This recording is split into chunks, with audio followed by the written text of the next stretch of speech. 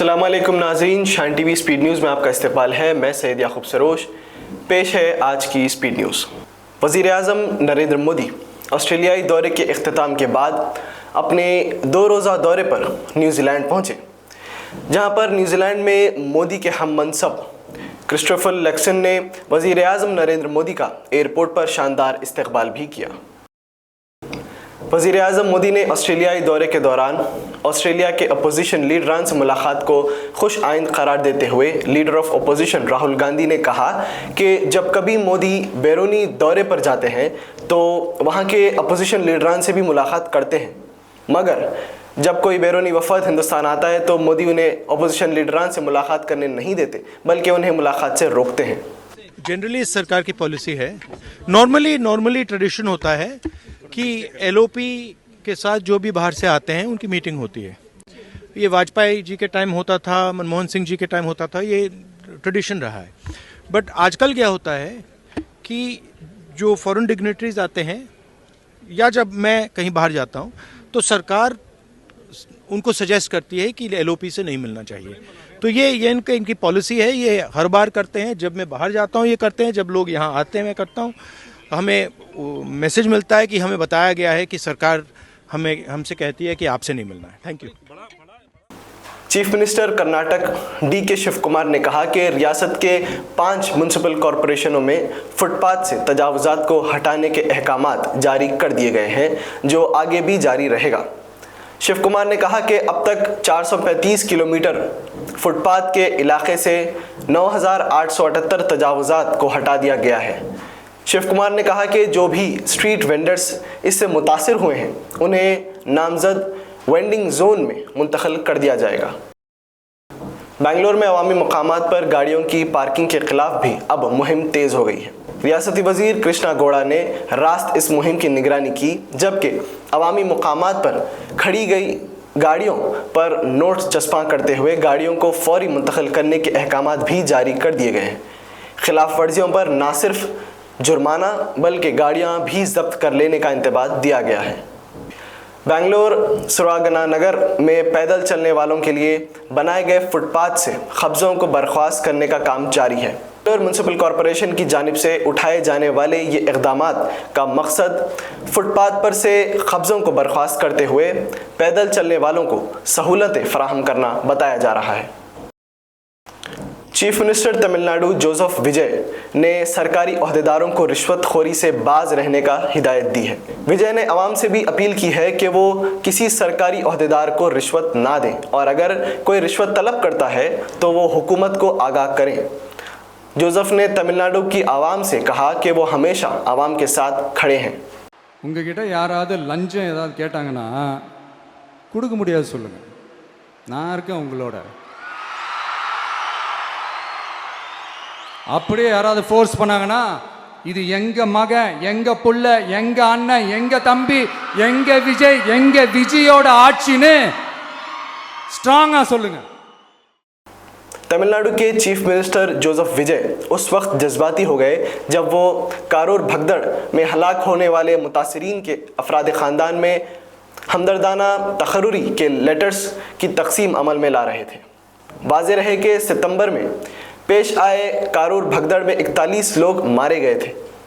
Tamil Nadu assembly इंतखाबात के दौरान विजय की एक झलक देखने के लिए जमा होने वाले हुजूम में भगदड़ पेश आई थी। योगी आदित्यनाथ ने फिर एक मर्तबा कांग्रेस और समाजवादी पार्टी को निशाना बनाने के लिए मस्जिद में हनुमान चालीसा पढ़ाने के हवाले से निशाना बनाया। योगी आदित्यनाथ ने कहा कि कांग्रेस और समाजवादी पार्टी कभी मस्जिद में हनुमान चालीसा नहीं पढ़ा सकती, मगर अयोध्या में श्री हनुमान गढ़ी की सीढ़ियों पर नमाज पढ़ने का गुनाह फिर क्यों किया गया। अयोध्या को भी सिंचित करती है, लेकिन अयोध्या आने वाला श्रद्धालु देखता रहता था, वह मां सरयू का आशीर्वाद लेने में विफल हो जाता था। कोई व्यवस्था नहीं थी, गंदगी पहचान बन चुकी थी।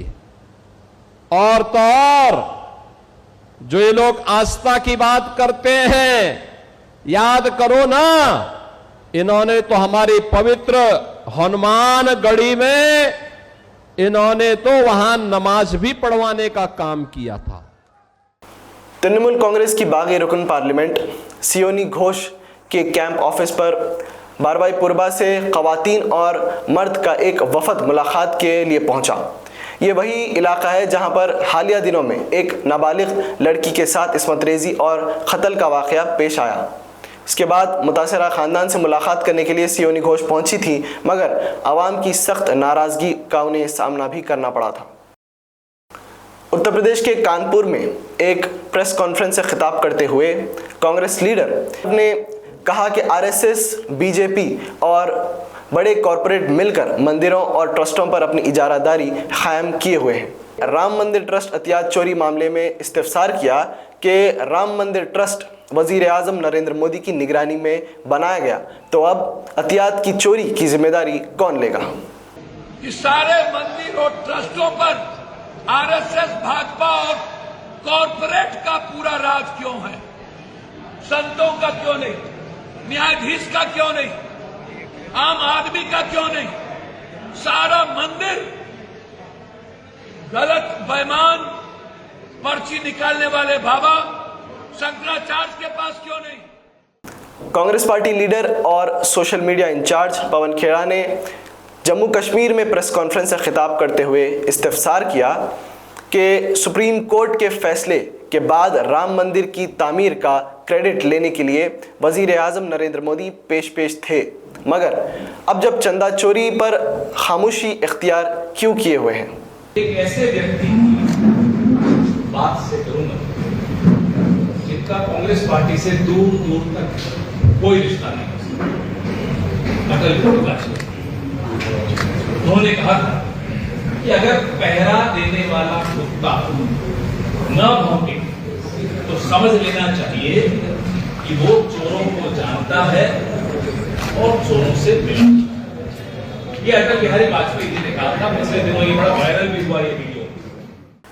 सुप्रीम कोर्ट में एक अफसोसनाक वाक़या उस वक्त पेश आया जब जस्टिस केवी विश्वनाथ और जस्टिस आलोक आराधा की बेंच पर एसपी लखनऊ के खिलाफ एफआईआर की मांग पर मुश्तमिल दरख्वास्त की सुनवाई चल रही थी, मगर दरख्वास्त गुजार जो खुद एक वकील भी था, इंतहाई बदतमीज़ी के साथ दस्तावेज़ात अदालत में उछाल दिए, बल्कि सीजेआई के हवाले से इंतहाई गैर जमहूरी और गैर पार्लिमानी अल्फाज का इस्तेमाल किया। अदालत ने दरख्वास्त गुजार की दिमागी हालत को देखते हुए उसके खिलाफ कोई कार्रवाई भी नहीं की। जब सारे मुल्क को नफरत और फिरका परस्ती की आग में झोंकने का काम किया जा रहा है, तो उत्तर प्रदेश के बदायूं से नफरत को ख़त्म करने और फिरकावाराना हमआहंगी को परवान चढ़ाने का एक शानदार पैगाम सामने आया है। तफसीलात के मुताबिक बदायूं के रहने वाले एक मुसलमान रियासत सिद्दीकी ने हकीकी भाई की तरह अपनी एक गैर मुस्लिम बहन दीपांशी की शादी हिंदू रस्म व रिवाज के साथ करवाई। शादी की तकरीब में 800 मेहमान मौजूद थे, जिनके खाने का इंतज़ाम भी सिद्दीकी ने ही किया था। दिलचस्प बात तो यह है कि रियासत सिद्दीकी खुद कन्यादान भी किए। शान टीवी स्पीड न्यूज़ का सिलसिला यहीं पर ख़त्म होता है। सैयद याकूब सरोश और शान टीवी की सारी टीम को अब दे इजाज़त।